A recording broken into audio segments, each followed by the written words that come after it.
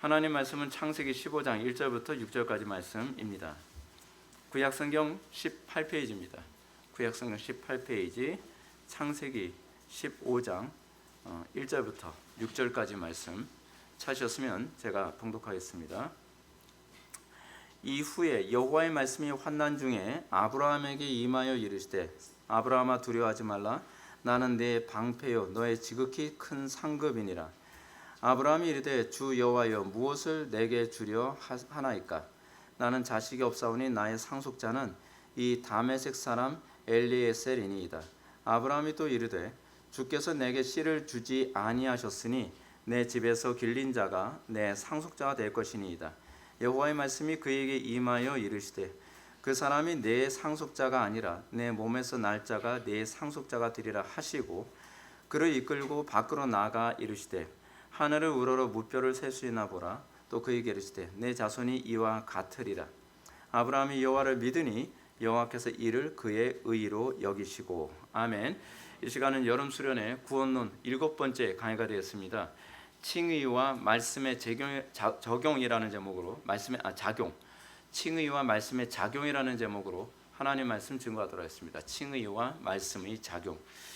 우리는 이제 구원의 서정 가운데서 이제 세 번째 그 유명한 칭의라고 하는 교리에 대해서 우리가 이제 살펴보게 됩니다.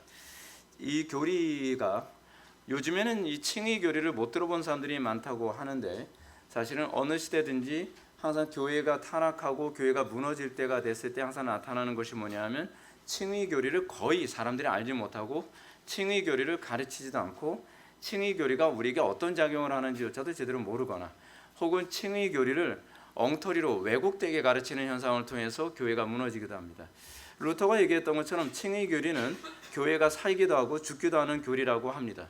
칭의 교리가 교회가 살기도 하고 죽기도 하는 교리라고 한다면 우리가 이 칭의 교리가 얼마나 본질적인 교리며 얼마나 중요한 교리인지 알 수가 있을 것입니다. 그런데 여러분, 이 칭의 교리가 말 그대로 교회가 무너지기도 하고 서기도 하는 그런 교리임에도 불구하고 우리는 칭의 교리를 기껏해야 천당 갈 수 있는 티켓 정도로만 이해하고 있다는 건 이건 굉장히 심각한 문제가 아닐 수가 없습니다. 현대를 살아가는 성도들에게 이 칭의 교리는 과연 어떤 의미가 있나요? 루터에게서 칭의 교리는 자기 인생을 획기적으로 바꾸는 전환점을 이루게 만드는 교리였습니다. 예수를 믿는다는 것 자체가 그렇습니다. 예수를 믿고 나서 자기 인생에 터닝 포인트가 생기지 않았다고 한다면, 그냥 예수를 믿기 이전과 이후에 나는 별반 차이가 없다, 그냥 나는 삶에 아무런 변화도 없었지만 그냥 종교만 바뀐 것이다 라고 얘기한다면 여러분들의 신앙이 무엇인가에 대해서 좀 고민해 볼 필요성이 있습니다. 왜냐하면 교회사 안에서 정말 그리스도를 영접하고 칭의된 사람의 인생이 평범하지 않았습니다. 교회사 안에서 정말 예수님을 믿고 영접한 사람의 인생은 그 이전과 이후를 나눌 정도로 극명했습니다. 제가 만약에 복음이 아무것도 아니고 그냥 사람들 그냥 예수 믿고 천당이나 보내는 것이라고 했다면 저는 철학을 가르칠 겁니다. 제가 이런 거 가르쳐가지고 사람들에게 별로 좋은 소리도 못 들으면서 제가 왜 복음을 가르치고 복음을 자랑스러워하겠습니까? 그 이유는 간단합니다. 복음이 자랑스럽기 때문에 그렇습니다. 복음은 모든 믿는 자들에게 구원을 주시는 이론이 아닙니다. 학설이 아닙니다. 복음은 모든 믿는 자에게 진짜로 믿기만 하면 구원을 주시는 하나님의 능력입니다. 파워입니다. 바울은 복음을 능력이라고 얘기하기를 좋아했지, 복음이 어떤 이론이다, 복음이 어떤 학설이다, 복음이 어떤 설이다라고 얘기하는 것을 한 번도 한 적이 없습니다. 우리에게 있어서 복음이 어떻게 느껴지냐 말이에요. 바울은 복음을 썰로 여겨지지 않았다니까요. 바울에게서 복음은 능력이었습니다. 우리에게서 복음이 능력으로 여겨지란 말이에요. 실제로 교회사 안에서 우리가 대표적으로 잘 알고 있는 루터라고 하는 사람이 칭의 교리를 알고 난 이후에 그의 인생이 바뀌었습니다. 그는 새로운 것에 목숨을 걸 수 있는 사람이 되었습니다. 이 칭의 교리를 받아들이고 나서 그만 바뀐 것이 아닙니다. 그를 통한 그 주변 모든 사람들이, 모든 것들이 다 바뀌었습니다. 그의 영향력 안에 있는 모든 것들은 다 바뀌기 시작을 합니다. 칭의된 사람에게 나타나는 특징이 무엇입니까? 여러분, 그런 거 있잖아요. 어떤 사람이 하나의 영향을 받으면 자기 혼자 영향받는 것으로 끝나지 않습니다. 다른 사람들에게 영향을 끼치고 돌아다닙니다. 그게 제대로 믿는 것이고 제대로 아는 사람들에게 나타나는 특징입니다. 그래서 여러분, 창세기에서 하나님께서 아브라함을 믿음으로 의롭다 하시고 난 다음에 뭐라 얘기합니까? 너로 말미암아 만민이 복을 받으리라. 너와 너의 자손으로 말미암아 만민이 복을 받으리라. 항상 구약과 신약에서 일관성 있게 얘기하는 것이 뭐냐면 너 하나 믿고 천당 가게 됐다라고 하는 자기중심적인 그런 개념이 아니라 너로 말미암아 주변이 영향을 받게 될 거라는 겁니다. 너로 말미암아 주변이 바뀌게 될 거라는 겁니다. 너로 말미암아 어두웠던 세상이 밝아지게 될 거라는 겁니다. 너로 말미암아 썩었던 곳이 새살이 돋게 될 거라고 말씀하고 계시는 것입니다. 우리에게 있어서 복음이 나에게 그런 사건이었냐 말이에요. 우리에게 있어서 복음이, 칭의됨이 나에게 그런 엄청난 충격이었냐 말이에요. 그런 획기적인 변화를 확산시키는 그런 현상으로 나에게 나타나는가에 관해서 우리는 고민해 보아야 된다는 사실입니다. 언제부턴가 사람들은 복음에 확신이 없습니다. 복음에 자신이 없습니다. 그냥 복음을 전하면서 사람들이 변할 거라고 기대하지 않습니다. 우리가 오늘 살펴볼 본문은 칭의 교리를 언급할 때 항상 단골처럼 언급되어진 사건입니다. 아브라함이 하나님 앞에서 오직 믿음으로만 의롭다 칭함을 받았다. 뭐 잘하는 말씀 아닙니까? 근데 머리로 아는 게 중요한 것이 아니라 이 구절이 여러분들에게 인생에 영향을 줬냔 말이에요. 제가 요즘에 갖고 있는 딜레마가 이겁니다. 왜 아무리 가르쳐도 나를 변화시킨 그 말씀이 왜 이 사람들에겐 영향이 가지가 않는 거지? 여러분들 아십니까? 여러분들이 설교를 들으면서 저한테 느끼는 바가 있겠지만 저 양반은 설교하면서 이렇게 흥분을 해라고 얘기하죠. 흥분하지 않을 수가 없는 게 복음이니까요.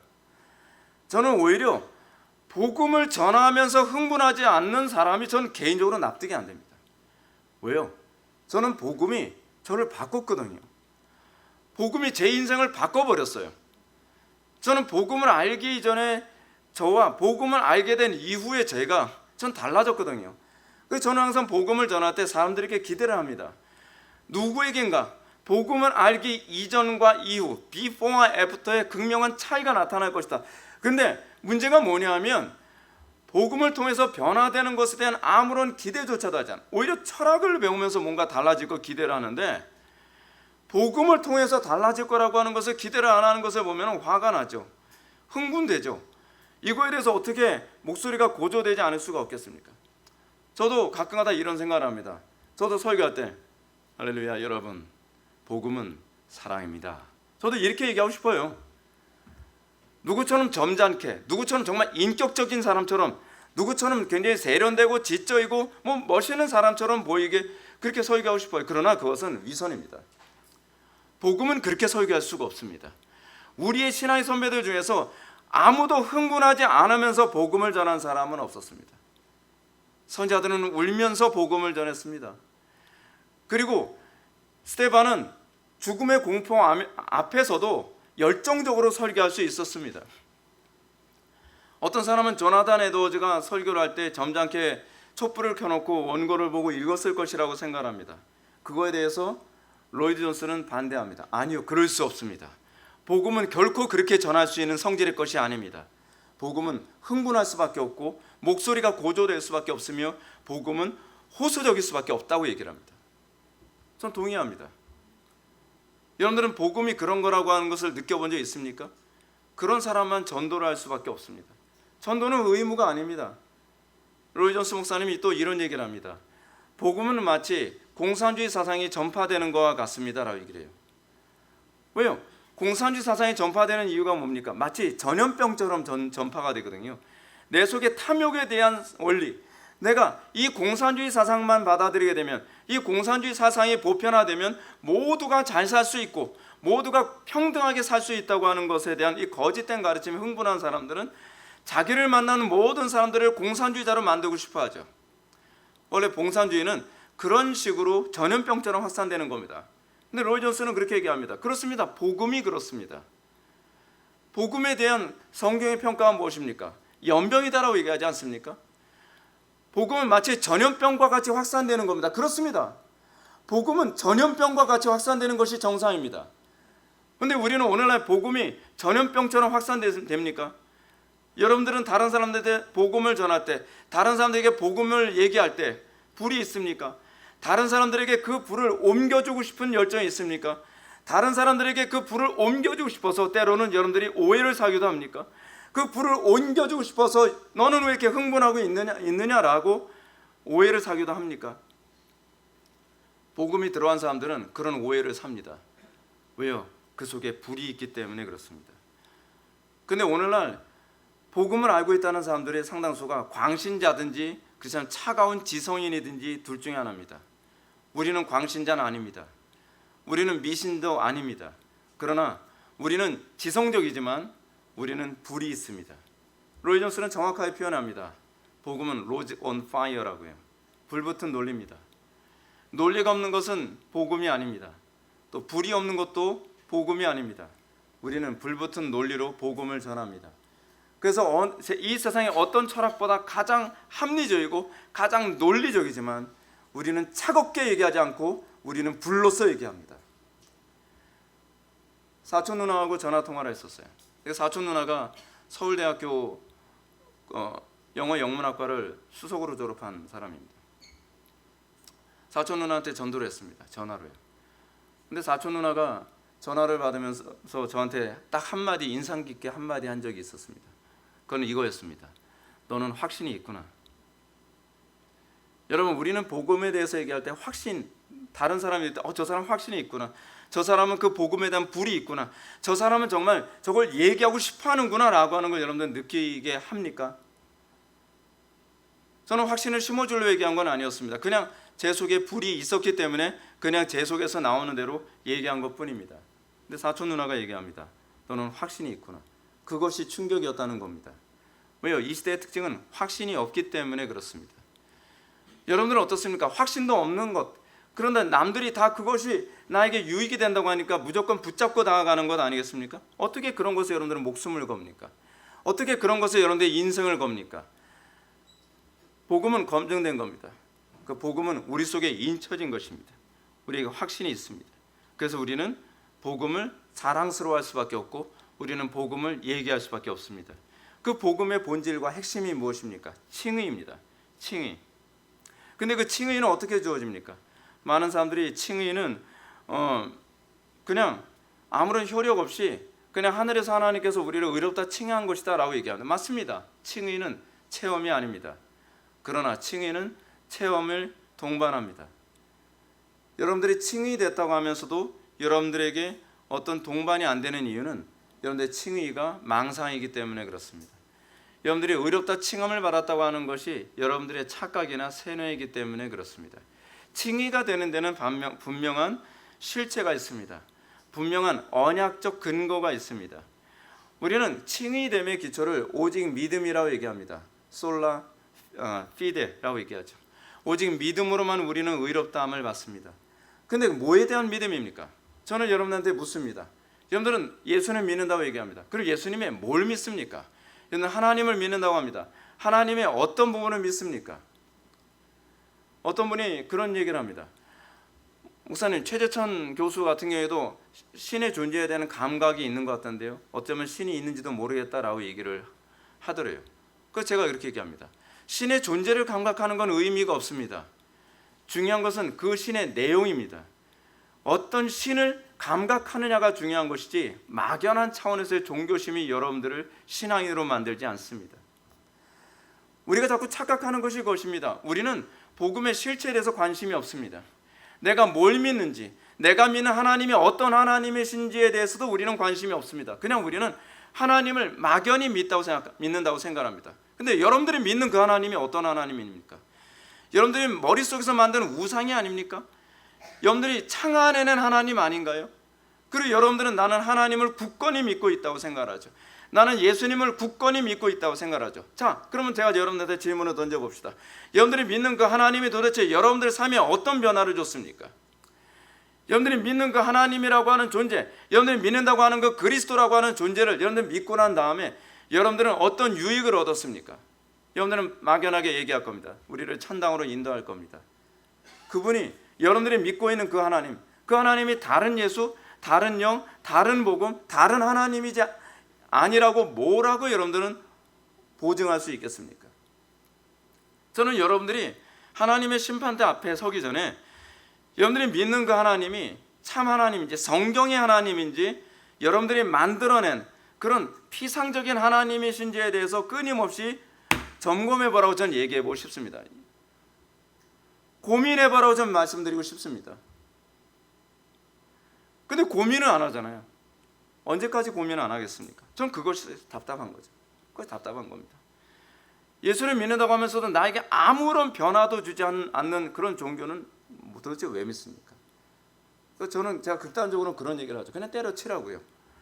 아니 나의 삶에 아무런 유익을 주지 않는데 그냥 천당에 가는 그런 일종의 보증수표처럼 내가 사기를 당하고 있는지도 모르는데 그런 종교에 여러분들의 그 아까운 피눈물 같은 헌금을 투자해가면서 아까운 시간을 투자해가면서 여러분들이 교회에 출석하는 거 그거는 좀 아니지 않나요? 저는 사실 그렇게 생각을 했었어요. 저는요.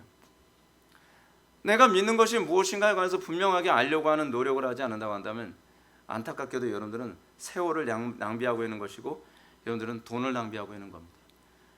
저는 여러분들이 그렇게 살지 않기를 바라기 때문에 저는 한 편 한 편의 설교를 준비하면서도 사기치지 않으려고 무지냐 애를 쓰는 겁니다. 저는 사기꾼이 되고 싶지 않기 때문에. 자, 그러면 우리가 믿는 그 믿음, 우리의 믿음의 근거는 무엇입니까? 성경 솔라 스크립투라. 오직 성경을 근거로 하지 않은 믿음은 미신이라고 얘기합니다.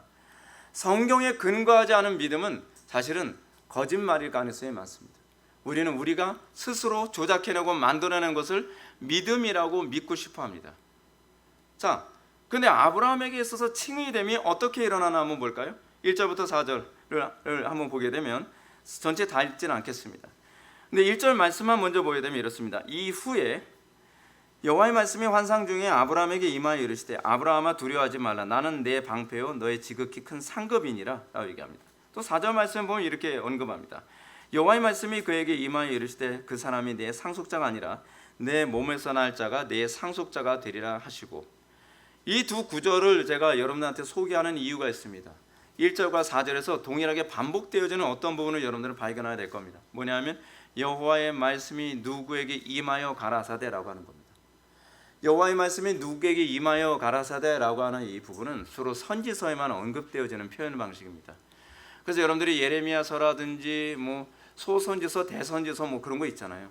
선지서를 이게 선지서인가 아닌가를 구분하는 중요한 문학적 방식 중에 하나가 뭐냐면 여호와의 말씀이 선지자 누구에게 임하심에라고 하는 논법입니다. 그런데 그 논법이 여기에 기록되어 있습니다. 창세기 15장에 하나님께서 아브라함을 의롭다 칭하시기 이전에, 믿음으로 칭의되기 전에 하나님께서 아브라함에게 두 번이나 반복해서 여호와의 말씀이 누구에게 임하여 가라사대라고 하는 이 어법을 사용하고 있다는 사실입니다. 1절과 4절에서 그 어법을 사용하고 있어요. 그래서 구약에서 여호와의 말씀이 누구에게 임하심에라는 표현은 그냥 선지자들에게 계시를 줄 때 하시는 방식입니다. 근데 이 부분이 제 주관이 아니라 주석에서도 동일하게 얘기합니다. 주석에서도 뭐라 하냐면 이것은 전형적으로 선지자에게 임한 계시를 소개하는 문구다라고 이렇게 언급하고 있습니다. 근데 오늘 본문은 이러한 표현이 두 번씩이나 나옵니다. 이건 굉장히 흥미로운 부분입니다. 뭐냐면 한 사람이 칭의되도록 만드는 그 말씀이 지성을 울리는 말씀이 아니라는 겁니다. 영혼을 송두리째 흔들 정도의 말씀이라는 겁니다. 여러분, 선지자들이요 말씀을 받고 나서 그 말씀대로 순종을 합니다. 근데 어느 정도까지 순종을 하나요? 선지자들이요 순교 당할 수준까지 갈 정도로 순종을 합니다. 그 이유는 뭐냐면 말씀이 지성에 머무른 것이 아니라 말씀의 영혼의 뿌리까지 꽂히기 때문에 그렇습니다. 여러분들은 설교를 들을 때, 여러분들은 하나님의 말씀이 선포되고 그 설교가 여러분들의 인생을 바꿀 때, 여러분들은 지성에까지 미치는 설교가 여러분들의 인생을 바꾸지 못합니다. 여러분들이 왜 듣고 곧바로 잊어버리나요? 여러분들이 왜 하나님의 말씀이 여러분들은 지성에서 머무르고 그건 뭐였더라? 라고 이런 현상이 나타나나요? 여러분 하나님의 말씀을 들을 때 여러분들에게 강렬한 인상으로 각인되어집니까? 여러분, 하나님의 말씀이 여러분들의 모든 부분을 뿌리채 흔드는, 여러분들이 지식에까지 새롭게 하는 놀라운 역사로 여러분들에게 작용을 합니까? 여러분들이 선지서를 읽어보면 아시겠지만 선지자들이 여호와의 말씀을 딱 받고 나면 그들에게 나타나는 것이 뭐냐면 그 말씀을 거부할 수 없을 정도로 그 말씀을 순종합니다. 선지자들이 위대한 것이 아닙니다. 말씀이 위대한 겁니다. 선지자의 말씀이, 선지자에게 하나님의 말씀이 딱 임하면 그들은 순교당할 걸 알면서도 그 말씀을 증거하러 갑니다. 그 말씀을 내가 전하면 내가 어떤 고통과 어떤 핍박과 어떤 손해를 입을지 알면서도 그 말씀을 증거하러 갑니다. 여러분, 한 사람을 회심시키는, 칭의시키는 그 말씀은 그냥 지적으로 괜찮은데 맞는 얘기인데 논리적으로 맞는 것 같아, 그 정도의 위력이 아닙니다. 제가 왜 설교를 하면서 이토록 열정적으로 하려고 애를 쓰고 제가 흥분하는지 아십니까? 저는 여러분들이 설교를 들을 때 지적인 동의나 어떤 설득을 통해서 김 목사님 굉장히 논리적이야, 굉장히 설득적이야 라고 그 소리 듣고 싶어서가 아닙니다.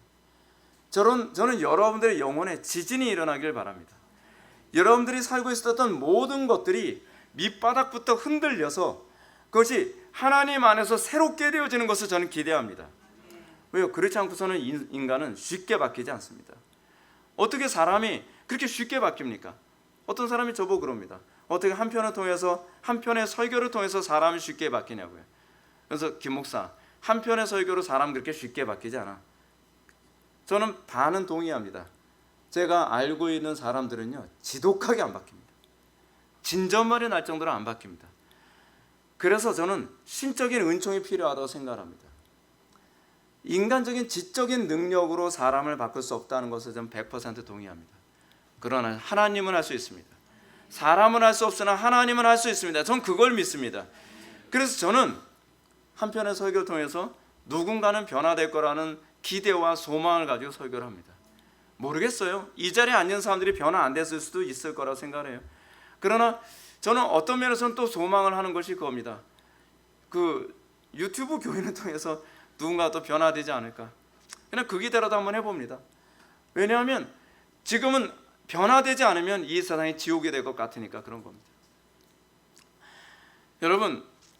여러분들은 선지자가 하나님의 말씀을 받을 때 그 영혼에서 그 하나님의 말씀을 거부할 수 없었던 것과 같은 그런 놀라운 은총이 여러분들 속에 일어난 적이 있습니까?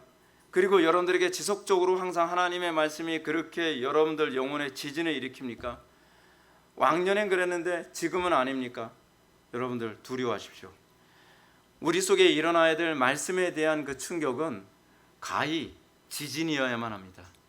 내 모든 기초가 송두리째 흔들리게 만드는 것과 같은 것이 되어야만 합니다. 그것이 어떻게 가능하겠습니까? 하나님의 은혜로 가능합니다. 저는 사도행전 9장에서 바울이 다메섹 도상에서 하늘의 강한 빛 가운데 소리를 들었다는 것, 우리는 그것에 방불한 그런 은혜가 우리에게 임하기를 기대해야만 합니다. 제가 그것을 압니다.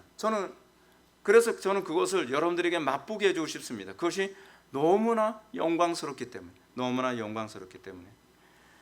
하나님의 말씀이, 그 온 우주의 창조주이신 하나님의 그 말씀이 내 영혼을 조명해 줬을 때 우리는요 잊어지지가 않습니다. 실제로 이런 모습을 보여준 것이 데살로니가 교회 아니었습니까? 여러분들이 알고 있는 것처럼 데살로니가 교회는 복음을 안 지 얼마 안 된 교회였습니다. 근데 데살로니가 교회에 엄청난 박해가 있었는데요, 여러분 거의가 다 배도하지 않았다고 합니다. 그건 놀라운 일이죠. 여러분들, 저는 지금 제가 목회하는 것을 통해서도 제가 굉장히 우려하는 것이 뭐냐면 코로나 사태 때를 바라보면서 한국 교회에 정말 조금 어려움이 온다고 했을 때 배도하는 사람이 몇 프로나 될까? 저는 굉장히 우려스럽습니다. 별로 고난 같지도 않은 고난 앞에서도 교회 문을 다 닫는, 그런 자발적으로 교회 문을 닫고 있는 그런 모습. 근데 정말 엄청난 박해, 이 데살로니가 교회가 겪었던 그런 박해와 같은 박해를 받으면서도 믿음을 지킬 사람들이 과연 몇이나 있을까? 저는 굉장히 좀 걱정이 됩니다. 지금 데살로니가 교회는 말씀을 받은 지 몇 개월 되지 않은 상태에서 극심한 박해를 받았지만 거의 배도한 사람이 없다고 얘기합니다. 바울이 굉장히 칭찬합니다. 그러면서 바울이 그렇게 된 것이 너희들의 대단함에 있지 않다라고 얘기합니다. 그 이유는 그들이 복음을 들을 때에 능력과 성령과 큰 확신으로 된 것이기 때문에 가능하다고 얘기합니다. 우리에게서 복음이 그렇게 들리냔 말이에요. 여러분들에게 복음이 그렇게 들려지고 싶지 않나요? 그게 뭔지 궁금하지 않나요? 저는 굉장히 궁금했거든요. 여러분들 그런 호기심이 생기지 않습니까? 데살로니가 교회는 능력과 성령과 큰 확신으로 된 것이었고, 또 두 번째는 이렇게 얘기합니다. 하나님의 말씀을 받을 때 사람의 말로 받지 아니하고 하나님의 말씀으로 받음이라고 얘기합니다. 그들은 사도들이 하나님의 말씀을 증거하는데, 그들은 강단의 설교가 사람의 말로 들리지 아니하고 하나님의 음성으로 들리는 놀라운 역사가 나타났다는 겁니다. 그들은 성경의 가르침을 신적인 권위로 들었습니다. 이런 모습은 바울이 하늘에서 강력한 권위로 그리스도의 음성을 들은 것과 방불합니다. 우리가 칭의 되는 믿음은 이 정도로 하나님의 말씀을 권위 있게 받아들이면서 생겨집니다. 그렇기 때문에 믿음으로 의롭게 된 사람은 세상에 감당할 수 없습니다. 이건 의지력 때문이 아닙니다. 그들 속에 있는 확신 때문입니다. 그것도 그냥 확신이 아니라 신적 확신 때문에 그렇습니다. 그래서 그들은 그 확신이 사랑으로 역사하는 능력으로 나타났습니다. 이런 차원에서 칭의 자체는 체험적이지 않죠. 칭의 자체는 하나님의 객관적인 선포니까요. 그러나 그들이 칭의되어지도록 만드는 말씀의 위력이라는 차원에서는 체험적이고, 칭의된 이후에 그들의 삶에 있어서의 변화라는 차원에서 칭의는 체험적일 수밖에 없습니다. 저는 이 마지막 때를 살아가면서 여러분들이 이 확신 가운데 거하기를 바랍니다. 이 시대 공포스럽지 않습니까? 모든 것이 이제 디지털로 다 통제되어져 가는 시대가 돼가고 있습니다. 인류 역사상 한 번도 없었던 일들이 벌어지고 있습니다. 종교가 통합되고 있습니다. 그리고 정치가 통합되고 있습니다.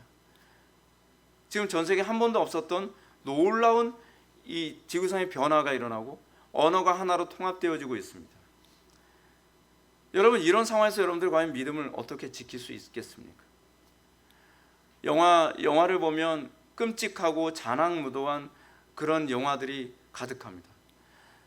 저는 어떤 그 영화에 관한 평론을, 한국 영화계에 관한 평론을 제가 읽으면서 굉장히 경악을 했습니다. 어떤 영화 평론가가 이렇게 얘기합니다. 대한민국의 영화계의 비포와 애프터를 규정짓는 것은 그 최민식 나오는 영화 뭐죠? 올드보이.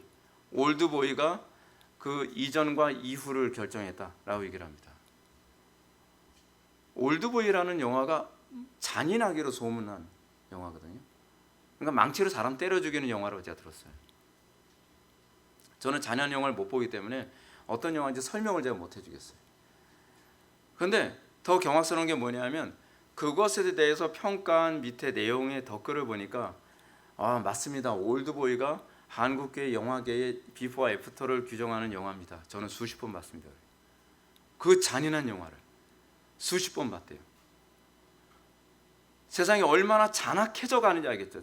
보기에 근원 역할을 해야 될 한국 사회가 전 세계의 악과 재앙을 확산시키는 역할을 하고 있다는 차원에서 탄식이 나오더라고요. 주여, 이게 대한민국입니다.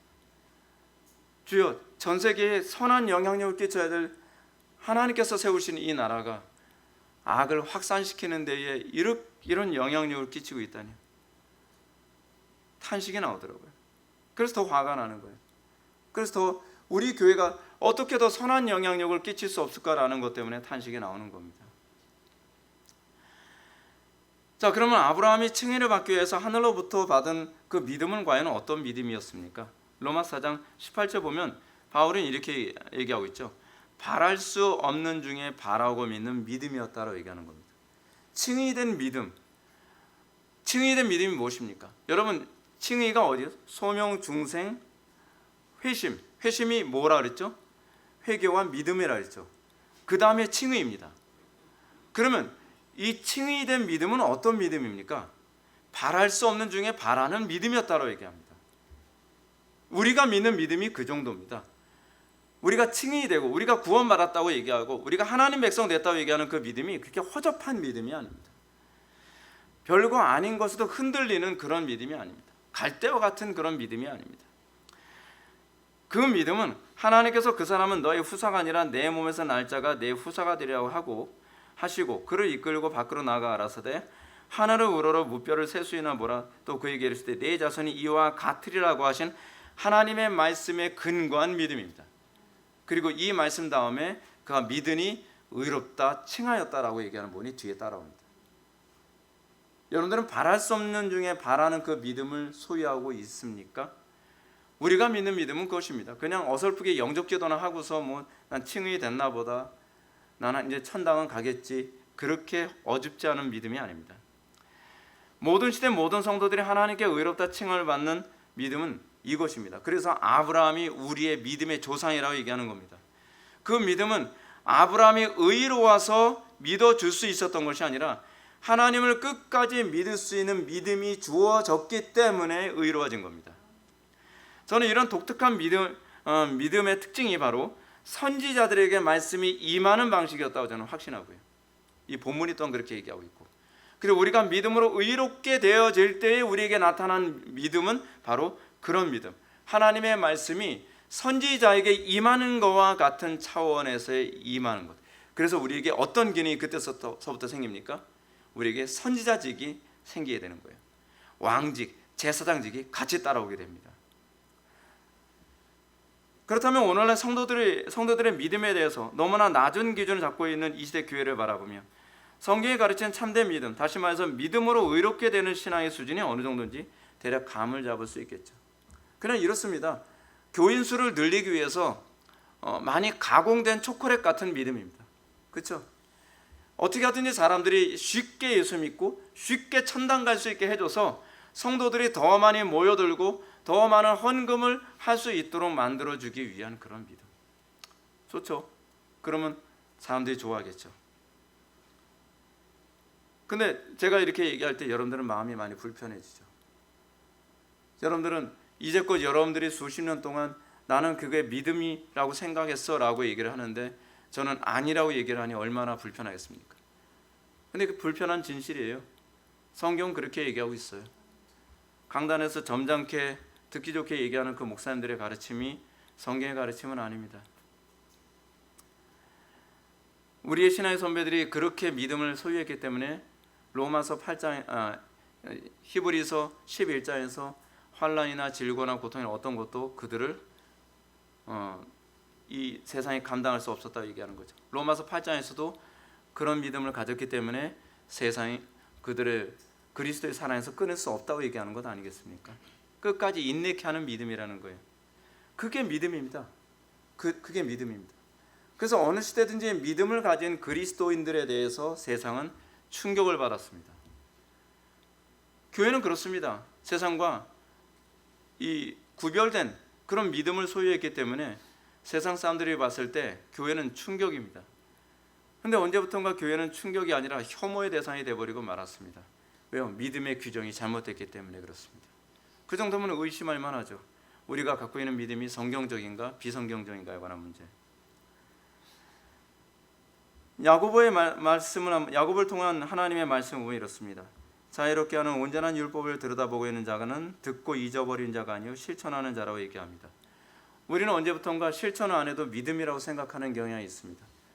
그래도 전 믿음은 있어요. 실천이 안 나와서 그렇지. 아니, 그런 논리는 없어요, 성경에.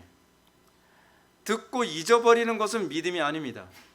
믿음은 우리에게 충격입니다. 믿음은 다른 사람에게 충격을 줍니다. 믿음은 듣고 잊어버린 자가 아니요 실천하는 자라고 얘기합니다. 신앙은 예수님의 씨 뿌리는 비유처럼 착하고 좋은 마음으로 말씀을 듣고 지켜 인내로 결실하는 수준입니다. 씨 뿌리는 비유에서 여러분 4개의 씨 뿌리는 그 비유가 나오지만 그 중에서 3개의 그 밭의 문제가 뭡니까? 열매가 없는 거죠. 그걸 믿음이 아니라고 규정을 합니다. 그리고 4번째 좋은 밭에 관해서 예수님께서 뭐라고 말씀하십니까? 그것은 말씀을 듣고 인내로 지키는 자라고 얘기합니다. 그러면서 열매를 맺는 거라고 얘기합니다. 그런데 이것만이 칭의된 믿음이라고 얘기하는 건 저만의 주장이 아니라 존 머레이의 주장이기도 합니다. 대부분의 신학자들은 그 부분을 가지고 참된 신앙과 거짓 신앙을 구별하는 시금석으로서 그 비유를 사용합니다. 만약에 여러분들이 그렇지 않음에도 불구하고 나는 그래도 믿음이야 라고 얘기한다면 사도 야고보의 지적처럼 자신을 속이는 자입니다. 자기 자신을 스스로 기만하는 자라는 얘기입니다. 성경이 아니라고 얘기하는데 그래도 나는 이것을 믿음이라고 생각을 해. 그래도 나는 이 정도만 돼도 난 천당 갈 거야 라고 생각을 한다면 죄송하지만 여러분들은 천당 갈 수 있는 기회를 놓치게 되는 것입니다. 하나님의 말씀이 자신의 마음에 깨달음을 주고 깊은 감동을 받게 했다고 하더라도 그 말씀이 여러분들로 하여금 사랑으로 역사하는 힘, 그 사랑으로 역사하는 힘으로 인해서 열매 맺게 만듦이 없다고 한다면 그것은 참 믿음이 아닙니다. 왜냐하면 참된 믿음은 하나님의 사랑이 우리의 마음에 부음받기 때문에 그렇습니다. 그 사랑은 역사하는 힘이 있습니다. 이런 관점에서 우리는 칭의와 성도의 견인에 대한 교리를 연결해서 이해하는 것이 유익합니다. 왜냐하면 아브라함이 여호와께서 하신 말씀을 약속을 믿은 것은 그의 의나 또는 의지의 결과가 아니었기 때문에 그렇습니다. 전적으로 하나님의 은혜의 결과였습니다. 그 은혜가 우리에게 무엇을 동반합니까? 끝까지 인내케 하는 것. 성도의 견인이 그것 아닙니까? 끝까지 인내케 하는 perseverance. 그렇죠? 성도의 견인. 그러면서 로이 존슨이 이렇게 얘기합니다. 성도의 견인 교리야말로 우리 성도의 구원의 확신을 확증하는 가장 고차원적인 교리라고 얘기하고 있습니다. 우리는 하나님의 말씀 때문에 인내합니까? 우리는 하나님의 말씀 때문에 우리는 핍박을 당합니까? 하나님의 말씀 때문에 우리는 손해도 감수합니까? 우리는 하나님의 말씀 때문에 우리는 사람을 잃는 쪽을 선택을 합니까? 우리는 하나님 말씀 때문에 이 땅을 살아가면서 고난을 많이 겪습니다. 그러나 확신 때문에 우리는 하나님을 포기할 수 없습니다. 우리는 하나님의 말씀에 대한 확신 때문에 우리는 명예도 잃을 때가 있습니다. 성공할 수 있는 기회도 놓치기도 합니다. 인맥을 놓치기도 합니다. 저는 요즘에 지난 금요일에 때도 여러분들한테 말씀드렸던 것처럼 나는 우리의 자녀들이 믿음만 소유한다면 명예를 소유하지 않아도 좋을 것 같고 뭘 소유하지 않아도 좋을 것 같다고 생각이 듭니다. 근데 그 믿음이 금보다 귀한 그 믿음이 그토록 소유하기 어려운 것 같더라고요. 그 믿음은 하나님만 주실 수 있기 때문에 그렇습니다. 결단으로 안 됩니다. 은혜로만 됩니다. 사람으로는 할 수 없고 하나님만 할 수 있습니다. 그래서 우리는 하나님께 은혜를 구해야만 합니다. 겸손해야 됩니다. 하나님께서 그것을 주시기를 열망해야만 합니다. 어떤가요? 여러분들은 뭐 하나님께서 믿음 주시든 말든 나는 그것 때문에 내가 뭐 포기하고 나 그렇게 못해. 하나님 당신이 나를 구원하기 원하시면 당신이 주시는 거지 뭐. 여러분 그 자세로 그렇게 믿음을 얻을 수 있을 거라고 생각합니까? 그렇지 않습니다. 그렇지 않습니다. 절대로 그렇지 않습니다. 그 고귀한 믿음은 겸손한 자에게만 주어집니다. 그 고귀한 믿음은 심령이 가난한 자에게만 주어집니다. 그 고귀한 믿음은 의에 줄이고 목마른 사람들에게만 주어집니다. 여러분들에게 그 은혜가 부어지길 바랍니다. 그래서 화이스진저 너희 부유한 자여, 화이스진저 너희 교만한 자여. 그들은 화가 있을 것입니다. 왜냐하면 그들에겐 믿음이라고 하는 은혜가 주어지지 않을 것이기 때문에 그렇습니다. 그 믿음은 정말 하나님의 은혜를 사모하고 겸비하며 그리고 정말 이 배고픈 자에게만 주어지는 것이 그 믿음의 은혜입니다. 왜 여러분들에게 그 믿음이 안 주어집니까? 우리는 너무 배부릅니다. 우리는 너무 교만합니다. 우리는 너무 그런 부분에 관해서 필요를 못 느낍니다. 그래서 어떤 면에서는 한국 초기 교회 때는 사람들이 워낙 가난하고 너무나 어렵고 힘든 절박한 상황이었기 때문에 믿음을 받아들이기 참 쉬웠는데 요즘에는 너무나 편안하고 너무나 안락하고 너무나 풍요롭고 너무나 지식이 많아졌습니다. 저는 사실은 그렇습니다. 제가 하나님께서는 저한테 지혜를 주셔서 저는 고등학생 정도만 되더라도 또는 대학교 1, 2학년만 된다고 하더라도 그 어렵다고 하는 코넬리우스 반틸의 변정학 같은 것도 가르칠 수 있는 재능이 있습니다. 책 안 보고서도 설명할 수 있도록 만들어줄 수 있습니다. 근데 제가 만들어줄 수 없는 것은 겸손입니다. 제가 제일 공포스러운 게 그겁니다. 그래, 내가 이것을 조직신학 책들을, 철학 책들을 그냥 잘잘잘 말하게 얘기할 수 있게 해줄 수 있지만 겸손을 심어줄 수 없다면 이것이 흉악한 무기가 될 텐데, 이것이 흉포한 살인 무기가 될 텐데 오히려 하나님의 말씀을 멀리하는 수단이 되지는 않을까라고 하는 두려움 때문에 매번 주저합니다. 알아야 되는데 분명히 여러분들은 교리를 알아야 되고 또는 변증학도 알아야 되고 신학도 알아야 됩니다. 근데 여러분들이 그것 때문에 교만해질까 봐 굉장히 주저하게 됩니다. 왜요? 겸손한 것이 최고거든요. 근데 여러분들이 지식은 사람을 교만하게 한다고 그 지식 때문에 더 귀한 겸손을 잃어버리게 된다면 저는 도울 수 있는 방법을 잃어버리게 됩니다. 믿음은 어떤 사람의 몫입니까? 믿음은 겸손한 자의 몫입니다. 믿음은 줄이고 목마른 자의 몫입니다. 믿음은 사모하는 자의 몫입니다. 그런데 우리 속에 지식이 너무나 많이 차면 그것을 소유하지 않을까 봐 걱정입니다. 그래서 우리는 끝까지 인내하지 않습니다. 하나님의 말씀이 선포되어져도 그 가치를 알지 못하면 우리는 끝까지 인내하지 않습니다. 우리는 영화에서 이제 그런 장면 보지 않습니까? 인간은 자기가 가장 소중하게 여기는 것을 위해서 끝까지 인내하는 존재입니다. 옛날에 제가 봤던 영화 중에서 인디아나 존스의 최후의 성배라고 하는 영화가 있는데 그 최후의 성배에서 이런 장면이 나옵니다. 맨 마지막에 그 예수님이 사용했던 성배라고 해가지고서 그 성배를 물을 타서 마시면 그 물이 효력이 있는 게 아니죠. 성배의 효력이 있는 거죠. 그걸 딱 마시게 되면은 사람이 젊어지는 거예요. 그런데 그 성배가 이 지진이 일어나서 딱 갈라져서 딱 떨어졌는데 그 성배를 잡을 것인가 그렇지 않으면 나를 구해줄 사람의 손을 잡을 것인가 라고 갈등을 하다가 사람이 결국에는 나를 살려줄 그 손을 잡는 것이 아니라 성배를 잡더라고요. 끝까지 인내함에 관한 문제는 내가 좋아하는 것을 끝까지 포기하지 못하는 것과 관련해 맺고 있습니다. 우리는 하나님의 말씀을 그토록 사모하고 그토록 우리는 포기하지 못할 정도로 사랑하는가에 관해서 고민해야 되는 거죠. 성도는 어떤 사람만 구원을 받는다고 얘기합니까? 신약에서는 일관적으로 얘기하는 게 이겁니다. 끝까지 견디는 자, 끝까지 인내하는 자는 구원을 얻으리라 라고 가르칩니다. 예수님은 마지막 시대에 관해서 이렇게 말씀하십니다. 이는 그때에 큰 환란이 있겠습니다. 창세로부터 지금까지 이런 환란이 없었고 이후에도 없으리라. 그날을 감하지 아니할 것이며 모든 육체가 구원을 얻지 못할 것이나 모든 육체가 구원을 얻지 못할 것이나 그러나 택하신 자들을 위하여 그날을 감하시리라 라고 하면서 나오는 말씀이 그러나 끝까지 인내하는 자는 구원을 얻으리라 라고 합니다. 앞으로 여러분들이 맞이하게 된 미래는요, 은혜가 아니어서는, 그러니까 초자연적인 하나님의 신적 은총이 아니어서는 믿음을 지킬 수 없는 시대가 온다는 겁니다. 끝까지 인내할 수 있겠습니까? 끝까지 여러분들은 그 믿음을 붙잡을 수 있겠습니까? 그날이 얼마나 힘들고 어려우면 살아남을 사람은 하나도 없을 것이라고 말합니다. 그러면 그날은 택하신 자들을 위하여 하나님께서 감하신다고 얘기합니다. 그 정도로 우리가 맞이해야 될 미래가 그렇습니다.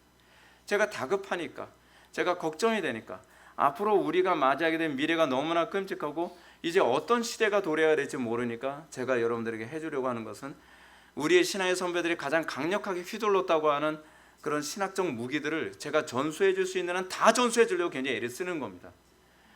속된 말로 어떤 미친놈이 조직신학을 강의하고 변증학을 사람들한테 전수를 해주고 기독교 강요를 사람들한테 가르치려고 하겠습니까? 피곤합니다. 저는 그렇게 하고 싶지 않습니다. 솔직히요. 제가 인간적인 마음으로는 저는 여러분들을 우민화시키는 게 좋습니다. 왜냐하면 좀 똑똑하게 만들면 잘난 체 하거든요. 그럼 똑똑하게 만들어주면 그렇잖아요. 저는 변증하고 기독교 강요고 조직신학을 달달달 외우면서 성도들에게 전수해주지 않고 성도들을 바보 취급해주면 성도들은 저를 굉장히 우상처럼 받들게 될 텐데 그렇지 않습니까? 근데 제가 왜 그 노하우를 미련하게 여러분들한테 다 전수하겠습니까? 이젠 여러분들이 앞으로 살아가야 될 미래는 여러분들이 하나님에 대하여 아는 지식이라도 풍성하지 않으면 제가 해줄 수 있는 건 그거니까요. 그것을 통해서 여러분들의 미래를 준비할 수 있도록 돕기 위해서입니다. 모르겠어요. 저는 제가 여러분한테 이런 걸 가르치고 나서 여러분들이 이제 저에게 어떻게 반응할지는 그건 여러분들 각자의 책임이라고 저는 믿습니다. 저는 제가 할 수 있는 도리는 다 하는 것이고 저는 심판받고 안 받고는 여러분들이 하나님 앞에서 알아서 할 문제라고 생각합니다. 분명한 것은 그겁니다. 좀 영리한 목사님들은 이렇게 안 가르칩니다. 여러분 중요한 건 이겁니다. 지성이 아니라 신적인 분별력입니다. 여러분들이 정말 관심을 가져야 되는 것은 그 신적인 분별력 안에서 여러분들이 주님 오시는 그날까지 어떤 유혹과 환난과 고난이 있더라도 여러분들이 믿음을 지킬 수 있느냐에 관한 문제입니다. 제가 왜 이걸 여러분한테 강조하냐 하면 이것입니다. 마지막 때의 분별, 여러분들이 그 배도하는 원인이 주로 어디서 나오는지 아십니까? 첫 번째는 박해지만 더 본질적인 것은 분별 때문에 그렇습니다. 분별을 못해서 대부분 배도합니다. 박해는요, 분별을 하는 사람이 당하는 겁니다. 분별을 하는데 틀렸다는 걸 아니까 끝까지 인내하느라고 박해를 당하는 것이죠. 근데 대부분의 90%는 분별을 못해서 배도합니다. 분별을 못해서요. 그래서 제가 여러분들한테 어떤 유혹이나 거짓 선지자들의 교묘한 가르침에도 결코 혼란스럽지 않도록 하기 위해 제가 가르칠 수 있는 것을 최대한 다 가르치고 전수해 주려고 애를 쓰는 것입니다. 그래서 사실은 우리 교회 성도도 그렇습니다. 우리 교회에서 신앙생활 하다가 다른 교회 가게 되면 그런 얘기 많이 듣습니다. 신학 전공하셨나요? 뭐 전도사님이신가요? 뭐 그런 얘기 많이 듣습니다. 그래서 어느 교회 가든지 우리 교회에서 신앙생활 하다가 다른 교회 가면 항상 쉽게 메인 그 코어 그 그룹에 들어갑니다. 근데 중요한 건 그거죠. 얼마나 많은 지식이 있느냐가 아니라 얼마나 분별을 잘하느냐에 관한 문제죠. 근데 분별은 지식을 활용할 줄 알 때라야만, 그 지식이 성령의 조명을 받을 때라야만 나오는 것이 분별입니다. 근데 제가 해줄 수 있는 건 여러분들에게 그 지식을 어떤 조명받을 수 있는 기본적 지식을 전달해 주는 것밖에 제가 해줄 수가 있는 게 아니니까요.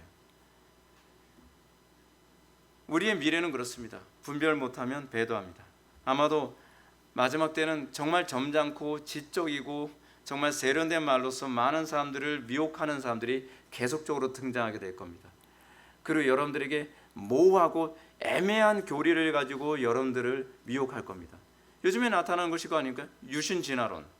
그렇지 않으면은 뭐 칭의론도 뭐 바울의 세관점이라고 하는 칭의론의 그 어떤 변형형들, 그렇죠? 유보적 칭의론이라고 하는 변형형들. 여러분들 왜 신학적으로 이렇게 골치 아픈 얘기를 왜 해주냐고요? 아무도 얘기를 안 해주니까요. 제가 얘기를 해줘야 여러분들이 그나마 이 정도라도 분별할 수 있을 것 같으니까요. 마지막 때 신적인 분별력과 확신을 가지고 갖지 않으면 여러분들은 끝까지 인내해야 될 명분조차도 놓치게 될 것입니다. 그래서 여러분들이 분별할 수 있도록 해주기 위해서 노력을 하는 겁니다. 그래서 의롭다 칭함을 받은 사람은 구원을 받은 지 얼마가 됐든 어쨌든 그것과 관계없이 분별하게 됩니다. 왜요? 양은 목자의 음성을 듣기 때문에 그렇습니다. 그 양이 머리가 좋기 때문에 분별하는 것이 아닙니다. 사실은요. 목자의 음성과 목자가 아닌 음성을 분별할 수 있기 때문에 그렇습니다. 여러분들이 이 마지막 시대를 살아가면서 여러분들은 어떻습니까? 여러분들은 양과 목자와 거짓 목자의 음성을 분별할 수 있습니까? 이 마지막 때를 살아가는 존재로서 의롭다 칭함을 받게 된 존재, 그들은 참된 목자와 거짓된 목자의 음성을 알아듣게 될 것입니다. 그리고 우리가 배운 지식을 가지고 내가 휘두르는 것이 아니라 남을 돕는 것으로 여러분들의 수단이 사용되어지길 바랍니다. 제발 지식을 가지고 휘두르려 하지 마십시오. 지식은 사람을 교만하게 할 뿐입니다. 그리고 많이 가진 사람일수록 노블레스 오블리제, 많은 책임감을 느낄 줄 알아야만 합니다. 지식이 많으면 그만큼 책임을 많이 느끼고, 재물이 많으면 그만큼 책임감을 느끼고, 권력이 높으면 그만큼 책임감을 느끼는 사람이 그리스도인입니다. 그리스도인들은 자기가 가지고 있는 것을 가지고 휘두르는 존재가 아니라 가지고 있는 것 때문에 더 피곤하게 사는 존재들입니다. 그렇지 않습니까? 내가 그 권력이라도 가지고 있지 않으면 이 싸움을 안 해도 되는데, 그렇잖아요. 내가 이 권력을 가지고 있어서 정치계에서 싸워야 되고, 사회계에서 싸워야 되고, 경제계에서 싸워야 되고, 지식계에서 싸워야 되고. 제가 조던 피터슨을 보면 느끼는 게 그겁니다. 그 사람이 왜 페미니즘이나 동성애나 그런 거짓된 가르침과 끊임없이 맨 전선에서 싸워야만 합니까? 엄청나게 모욕을 당하고 공격을 당하고, 조던 피터슨이 누군지 여러분들 모르시겠지만 아시는 분들은 알 겁니다. 이 조던 피터슨이 지금 캐나다에서 페미니즘과 싸우고, 그리고 이 젠더 이데올로기와 싸우고, 그런 거짓된 사회 현상에 관해서 싸우니까 캐나다에서 이번에 그 조던 피터슨의 그 이 심리학자의 그 라이센스를 걷어가겠다라고 선포를 해버렸어요. 이분이 하버드 대학교 심리학과 교수 출신이거든요. 그 힘들게 공부한 라이센스까지 뺏겨가면서 왜 그러겠습니까? 그 이유는 이겁니다. 나는 이걸 위해서 공부한 거니까. 맨 전선에서 다른 사람 위해 싸우기 위해서 내가 이것을 공부한 거기 때문에 나는 더 많은 책임감을 가지고 그 전쟁의 맨 앞장서서 싸우는 겁니다. 그 모든 화살을 다 맞아가면서요. 법률계에 있는 사람들은 뭐 해야 됩니까? 내가 법률계에서 선한 영향력을 끼치기 위해, 그러기 위해서 내가 공부를 하고 그 모든 화살을 다 감안하면서 거기에 있는 겁니다. 그 뒷돈을 챙기고 명예와 성공을 챙기기 위해서 그 자리에 있다면 그 라이센스는 없는 것이 그 사람에게 복입니다. 마지막 때까지 끝까지 인내하는 칭의에 대한 믿음은 어떤 믿음입니까? 목자의 음성을 들을 줄 아는 믿음입니다. 이 시대는 목자의 탈을 쓰거나 메시아의 탈을 쓰거나 광명의 천사의 탈을 쓴 거짓 선지자들에 의해서 배도가 쓰나미처럼 몰려드는 시대에 있습니다. 요즘엔 여러분 메시아의 그 가면을 쓴 사람이 어떤 사람인지 아십니까? 내가 너희들을 다 구원해 줄 수 있어 라고 떠들고 돌아다니는 정치적인 이슈를 가지고 있는 사람들입니다. 그런 사람들이 사람들에게 우상처럼 떠받침을 받고, 그러면서 많은 사람들이 그 사람들에게 휘둘립니다. 그런데 많은 사람들이 분별을 못합니다. 제가 답답한 게 그겁니다. 그 우상처럼 정치적인 이슈를 사람들한테 막 제시를 해주고 나면 그 사람이 어떤 부도덕한 행동을 하거나 어떤 잘못을 범해도 그냥 눈을 감아버립니다. 심판받을 겁니다. 그런 사람은 심판받을 겁니다. 우리가 살아가는 이 시대는 어떤 시대입니까? 우리가 지금 이 칭의가 어느 때보다도 중요한 이유가 무엇입니까? 내가 정말 의롭다 칭함을 받았다고 한다면 나는 말씀 때문에 목숨을 걸 수 있고 인내할 수 있는 사람이 되어야만 합니다. 여러분들, 그 말씀이 여러분들에게 어느 정도로 영향을 끼치고 있습니까? 여러분들에게 선포되어지는 그 말씀은 여러분들에게 어느 정도의 확신을 제공하고 있습니까? 여러분들의 인생 전체를 다 맡긴다 할지라도 여러분들이 걱정하지 않을 만큼 든든한 그런 다리, 든든한 그런 기초라고 생각이 듭니까? 아니면 이 하나님의 말씀은 그냥 지적인 것을 조금은 더 했지 모르나 내 인생에 아무런 도움이 안 된다고 생각합니까? 그냥 천당 가는 데는 도움이 될지 모르지만 내 인생엔 별로 도움이 되지 않는다. 내 인생의 모든 걸 걸 만큼 나에게 별로 도움이 되지 않는다고 생각합니까? 여러분들에게 말씀은 어떤 것입니까? 여러분들의 그 말씀이 정말 여러분들이 칭의한 그 말씀이라고 여러분들은 확신할 수 있겠습니까? 우리는 예수를 얼마나 오래 믿었느냐가 중요한 것이 아닙니다. 우리는 예수를 얼마나 잘 믿고 있느냐가 중요합니다. 얼마나 정확하게 믿고 있느냐가 중요한 문제입니다. 이 얘기만 하고서 마치겠습니다. 어떤 사람이 아마 종교개혁 시대나 청교도 시대 때였던 것 같습니다. 많은 사람들이 배도를 하고 환난과 핍박 때문에 고난을 당하는 때였습니다. 그런데 어떤 사람이 나는 더 이상 하나님 못 믿겠다고 도망을 간 사람이 있어요. 그런데 어느 날 큰 박해가 오기 시작을 했습니다. 그래서 많은 사람들이 예수를 부인합니다. 많은 사람들이 그 십자가를 모욕을 하면서 자기의 목숨을 건집니다. 그러는 가운데 어떤 한 사람이 뛰어오는 것을 보게 됩니다. 순교하는 그 자리에 나는 이렇게까지 예수 못 믿겠다라고 얘기하던 사람이 갑자기 뛰어옵니다. 지금이라도 나는 예수를 믿는 고백을 하기 원합니다 하면서 그 순교의 자리에 합류를 합니다. 오늘날 우리는 이 정도로 예수를 진지하게 믿고 있습니까? 우리는 예수를 믿는다는 것, 칭의된 믿음이라는 것이 어느 정도로 진지한 믿음인지 생각하고 있습니까? 조금만 손해 본다면 얼마든지 버릴 수 있는 예수, 조금만 내가 이 어려움을 준다면 얼마든지 버릴 수 있는 예수, 내가 좋은 대학에 가는데 조금이라도 지장이 된다면 언제든지 버릴 수 있는 예수, 그 사람은 이미 배도한 것입니다. 그러나 여러분들이 이 땅의 삶을 살아가면서 수많은 어려움이 있을 때 매 순간순간마다 그리스도를 선택하고 말씀을 선택할 수 있다면 여러분들은 칭의된 존재임에 틀림이 없습니다. 여러분들은 그 정도의 확신이 있어야만 합니다. 여러분들은 이렇게 생각할 겁니다. 목사님, 저에겐 그런 믿음이 없는 것 같아요. 그럼 어떻게 하면 좋겠습니까? 걱정하지 마십시오. 여러분들이 지속적으로 주님께 은혜를 구하십시오. 누구든지 주의 이름을 부르는 자는 구원을 얻으리라고 틀림없이 말씀하고 계십니다. 정말 여러분들이 그리스도 안에서 그 영광스러운 삶이 무엇인지 알기를 원한다고 한다면 그리스도를 구하십시오. 그러면 여러분들에게 주님께서 은혜를 부어주실 것을 믿으시기 바랍니다. 기도하시겠습니다. 사랑이 많으신 하나님, 우리가 오늘 이 시간 칭의 교리를 통해서 참된 칭의된 믿음의 수준이 어떤 것인지, 그리고 우리는 어느 정도의 확신을 가지고 칭의되는지를 다시 한번 뒤돌아보게 하여 주심을 감사드립니다. 점점 믿음 지키기 힘든 시대에 우리가 살고 있습니다. 이 시대에 우리가 어떤 어려움과 환난과 유혹과 거짓이 올지라도 분별하며 끝까지 인내하며 믿음을 지킬 수 있게 하여 주옵소서. 예수님의 거룩하신 이름으로 기도하옵나이다.